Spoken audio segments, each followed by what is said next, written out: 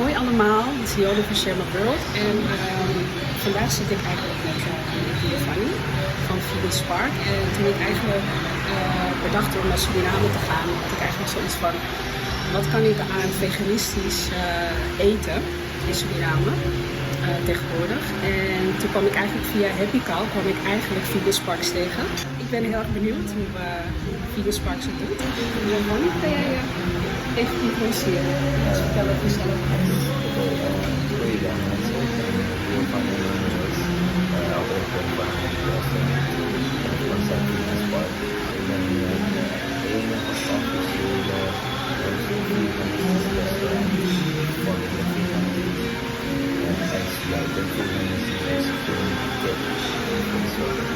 in de stad.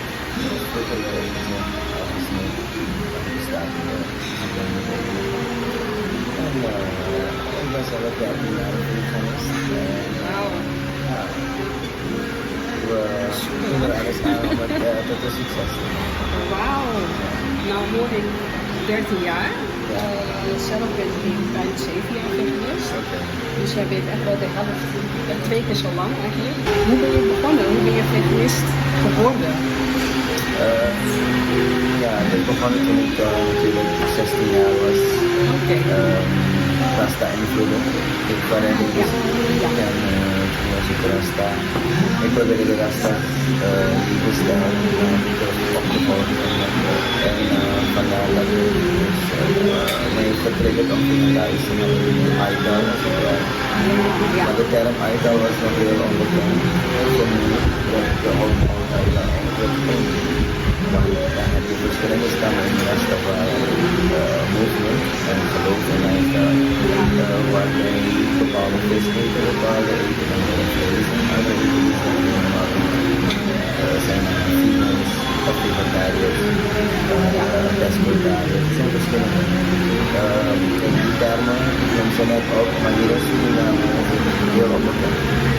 In de zin van, ze hebben het woord ergens wel gehoord, maar ze gaan niet de juiste definitie kunnen.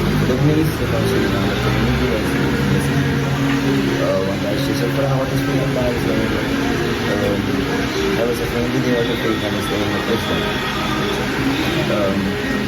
Dus ben ik gaan onderzoeken. En toen kwam ik dus achter, want ik had op dat moment had ik nog vis. En toen wist ik dat ik dus een pescatariër was. En toen heb ik dus besloten om dus veganist te worden, nadat ik dus anders had begrepen dat de vormen zijn van vegetarisch. Dus heb ik gekozen voor veganist. Hoe lang bestaat Vegan Sparks op dit moment? Vegan Spark bestaat officieel 3 jaar. En 6 december 2020 bestaan we 4 jaar. Waarom ben je Vegan Sparks opgestart? Ik ben geluidstechnicus, gediplomeerd geluidstechnicus en lichttechnicus en studiotechnicus. Ik was dus werkzaam in de entertainment, waarbij ik dus hele lange uren maakte. Ik werkte voornamelijk s'nachts en s'nachts kwam dus het is al moeilijk om veganistisch eten te kopen in Suriname. Dat bedoel ik restaurants, dus klaargemaakt. Ja. En s'nachts is het dan voornamelijk moeilijker om alleen barbecue stands en fastfood stands enkele nog open zijn. Bijvoorbeeld KFC is meestal de hele nacht open en barbecue stands zijn dus de hele nacht open, maar dat kan ik niet zijn. Dat wil zeggen dat ik dus de hele avond kan. Kijk, als ik dus mijn eigen eten koop, wat dus ook niet het geval was, ik kon dus ook niet kopen. Ik heb ook overdag werken. Stel je voor, ik doe een groot project voor geluid, waarbij ik meestal in het weekend, waarbij ik vanaf woensdag, dus vanaf 's morgens tot 's avonds laat bezig ben en niet slapen, weet je, en dan gewoon door kan komen. Als je een groot festival moet opzetten, dan slaap je meestal niet, zo druk is het dan. En dan heb ik geen tijd om te koken, dus wel ga ik eten. Ja. Dan had ik op de nieuw dus alleen maar roti en tang en patat. En dat elke dag was zo heel, dan ga je op den duur ongezond kan worden. Dus zo kwam het idee dat ik dus mijn eigen veganistisch restaurant moet gaan oprichten om dus gezond te eten. Welk gerecht zou ik hier moeten uitproberen? Oh man. Oké.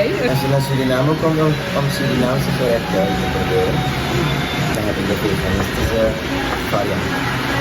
Maar niet alles natuurlijk. Nee, Elke dag. nee. De reden waarom is, het werkt gewoon niet om zoveel gerechten te hebben. Ja. Als restaurant. Maar wat voor restaurant doe je dat? Weet je, als je wereldwijd kijkt naar succesvolle restaurants, is het gespecificeerd. Een fastfood restaurant of een Chinese restaurant of een normaal. Maar je kan niet een all-in one hebben. Begrijp je? Want Suriname heeft heel veel gerechten. Je hebt Indisch, je hebt van Java, je hebt Chinees, je hebt Indiaans, je hebt Creole. Het is veel dingen. Veel, ja. Er zijn veel dingen voor één restaurant. En daarom varieer ik met die gerechten elke dag. Maar elke doordeweekse dag, maandag tot en met vrijdag, doe ik dan de lunchbox. Waarbij ik dus varieer met verschillende gerechten. Elke week is het anders. Oké. Goed, ja. Vast menu is natuurlijk wel eigen gecreëerde gerechten, zeg maar. Die zijn vast op het menu. Dat zijn wel... Vast op het menu. We hebben dus daarnaast ook een fastfood menu. Ook vast menu. Ja. Mooi. En daarom zeg ik, allemaal zijn lekker. Dus als je me vraagt welk gerecht, allemaal. Ja. Oké. Als jij zegt dat je vegan bent, Ja. hoe reageren mensen om je heen? Ik probeer het zelf zoveel mogelijk te vermijden. Ik zeg dus liever niet als ik vegan ben. Weet je waarom? De manier waarop mensen reageren hier in Suriname is ongeveer hoe ze wereldwijd reageren erop. Er komen dan vragen die eigenlijk zou je ze domme vragen kunnen noemen, maar mensen zeggen er zijn geen domme vragen. Maar het is doordat de mensen het niet weten. We zijn bepaalde dingen aangeleerd dat we niet geheel waar zijn. En daardoor is er dan een gebrek aan kennis. Veel mensen dus komen met verschillende vragen zoals waar haal je eiwitten vandaan? Dat is in principe in de vegan wereld. In zo'n groep vinden we dat echt een domme vraag en dan lachen we erom. Weet je wel, het is onlogisch dat je zoiets vraagt in principe. Dat, waar haal je eiwitten vandaan? Van groenten, van fruit, van noten. Vrijwel alles wat je eet, heeft eiwitten. Dus, het idee dat mensen hebben dat eiwitten alleen in vlees voorkomt, is dus een gebrek aan kennis. En dan heb je ook nog andere vragen en dergelijke die dus soortgelijk zijn aan van waar haal je eiwitten vandaan. Ik zou naar een feest gaan en mensen komen me vragen van moet je snacken of moet je kroketje? Ik zeg nee dankjewel, ik zit af voor. En dan komen ze weer volgende keer en dan 4 rondes verder en vragen ze, maar wat weet je niet? En als je dan gaat zeggen ik ben veganist, dan komen ze de volgende ronde. En ik zeg nee sorry ik ben veganist. Dan zeggen ze ja maar dit is toch vegetarisch? Ik zeg nee het is niet hetzelfde. Twee verschillende dingen, ja. Twee verschillende dingen. En dan ga je dus dat moeten uitleggen wat het allemaal is. En hier in Suriname de term, ik zei het volgens mij ook eerder, de term, ik zei het eerder, de term pescotariër, vegetariër, veganist, frieters, zelfs heb je ook. Ja. Het zijn allemaal nog heel onbekend hier in Suriname. Ja. Dus daarom vermijd ik het liever. Maar qua Surinaamse cultuur, en als je misschien ook daarom vraagt, dat je dus grappige reacties krijgt. Ja. Normaal vlees is lekker, hoe ga jij zo liever zonder vlees? En ook geen kip. Mis je geen vlees? Ja. En totdat ze weten wat veganisme betekent, dan krijg je daar ook nog vraag. Dus wat even, dus wat? Je eet dus ook geen kaas. Je eet geen kaas. Je eet ook geen ei. Geen melk. Dus je drinkt geen vla. Er komen allerlei vragen. Dus je eet ook geen pizza. Ja. Het meeste is van normaal, ik kan niet zonder vlees, hoe lief je bent, weet je? Het zijn allemaal grappig. Ja, dat vroeg ik me af, ja. Nee, dat heb je allemaal. En je hebt altijd mensen die willen dan, ze gaan dan boos worden zelfs omdat jij veganist bent, als het ware hoor. Weet je, dan willen ze echt vlees aansmeren van nee. Je weet niet wat je mist. Je weet niet wat je mist. Ja. Dus daarom blijf ik liever stil. Oké. En eet je dan iets van tevoren voordat je naar een feestje gaat? Of om het te vermijden? Ja, oké. Als ik naar een feest zou moeten gaan, zorg ik ervoor dat ik van tevoren eet en ik eet ook in de auto. Ah, ja. Weet je, want als een feest heel lang duurt, dan is zo lang op een week gemaakt dat ik willen blijven. Dat, en als ik zou moeten uiteten, als ik echt door de vingers zou moeten kijken, zou ik dan het restaurant van tevoren contacten en dan kijken als ik het zou kunnen overleven.